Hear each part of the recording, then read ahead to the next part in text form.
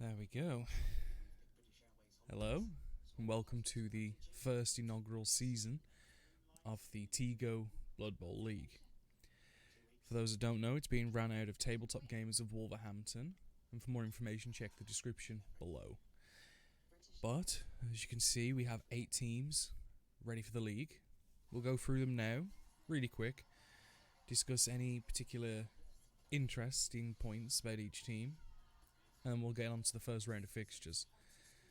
So starting in 8th place, we've got Mother's Love, a Nurgle team being ran by Sam. Fairly standard team. Got their big guy in the Rot Spawn. They've got all of their bloaters, one Prestiger. And even more interesting, a Strength 4 Rotter. Because these teams have been given some extra training to start the season, although not everyone turned up, so only some players got some. Seems this one Rotter decided to hit the gym. So that takes the Strength 4 and above to 6. 4 bloaters. Nope, my mistake. Yep, no, 4 bloaters, 1 rot spawn, and a rotter. Oh, it's going to be interesting. And one of the 2 non-dedicated Bashy teams next, in 7th, the Emperor's Eagles, humans, ran by Lewis. Interesting names, considering we've got Thicko, Scrub 1, Scrub 2, Scrub 3, Ball Getter, because that's the thrower. We have Long Bomber, because that's the passer. And then we've got Scrub Blitzer 1, Scrub Blitzer 2, Scrub Blitzer 3, Scrub Catcher, and Swimwear. Yes, it's an interesting team makeup. And I believe with the extra training, one of the most expensive teams, coming in at 1.2 million. So let's hope they have an overtrained for the league. Going in next, we've got the Undead Failures, the Shambling Undead, being ran by Adam. Again, a very interesting team, because similar to most of the players in this league, this is their first ever season. They had a lot of training, but not many decided to actually take traits. Most of them have just kept their experience and training potential for future games, coming in at the cheapest team with a team value of 1.07 million. It's definitely going to be the one to get the inducements if you come against them early in the league, but we'll see if they decide to keep hoarding the SPP or spend it. We'll see how the league turns out later in the league. Next, the most colourful team, I would definitely say, in the Hairy Fairies, Dwarfs, being ran by Tom. Their armour is an interesting choice, considering they have gone for rainbow, predominantly with pinks, and hearts and pride flags abundant. It is interesting team.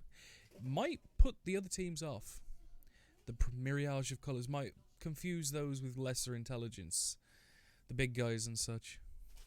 We'll see.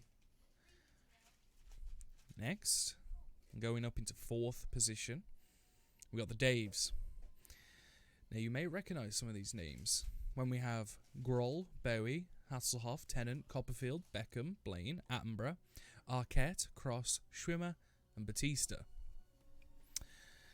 The Minotaur is going to be the most interesting one, being Batista, as I know he's one of 2 Minotaurs, and they look to try and make dominance over the other one, and we'll get to that one in a minute. The final and second passing agility-based team, so we're going to see if the humans and the Skaven this time can survive. We've got the Warpstone Lovers being run by Carl, and I am not even going to attempt to read some of these names, because by God, these mutationous little bastards have decided that they want to be as hard to catch as their names are to pronounce. As we have Sarais Creep, we have Neelik Sons, a Koyonik Sack, and many, many others. Hopefully we'll see less of them, and hopefully the 2 gutter runners that they have one of which got an agility up from his SPP, dies quickly. As I mentioned with the 2 Minotaurs in the league. Second, the Mad Cows, and we have Brisket. So, it's either going to be Brisket or Batista. They're going to reign supreme. And I know a number of people have got their eyes on slaying this particular Minotaur. And maybe it's because of the name. Maybe some of them are confusing Brisket, the name, with Brisket, the meat. But it is a Minotaur, so it may fry up some good steaks. We'll see. Other beastmen count tenderloin, sirloin, ribs, chuck, flank, and shank. And their chaos blockers seem to be the chefs in cleaver, carver, chopper, and peeler. The final team we're going to be looking at is the Roaring Rovers. And another interesting choice, considering they don't have ghouls.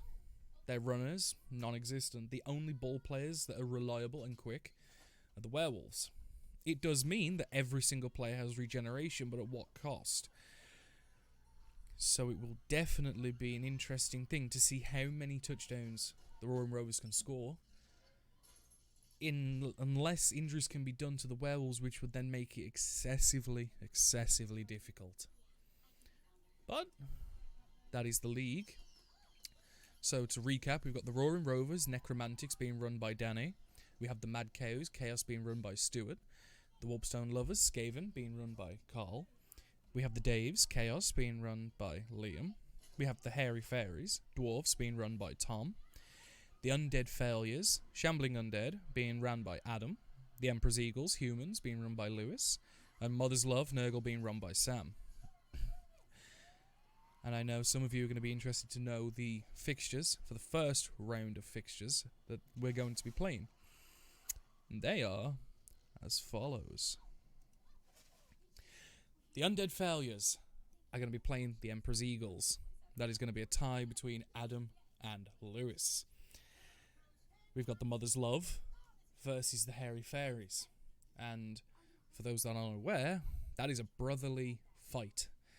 Sam and Tom are siblings, and being opposite coaches, it's going to be interesting to see who reigns supreme and who takes the pride home to the household. The next one is the Daves versus the Warpstone Lovers. That is Liam against Carl, Minotaur against Rad Ogre, and the final one, and the second familial tie of the first round, the Mad Cows versus the Roaring Rovers. Not quite brothers, but cousins, but still family, and it'll be interesting. So it's got 2 hotly contested familial ties, as well as 2 other very interesting ties to be played. These will be played on the 11th of January, and reported on as soon as I get back into my chair, right here. So, for those that are interested in the league, check out the description and information below. Any questions, please ask. And if you want your league read out, if you're the commissioner for your own league, get in touch. We'll discuss it. Take care. Enough will be praised. And let's Blood Bowl.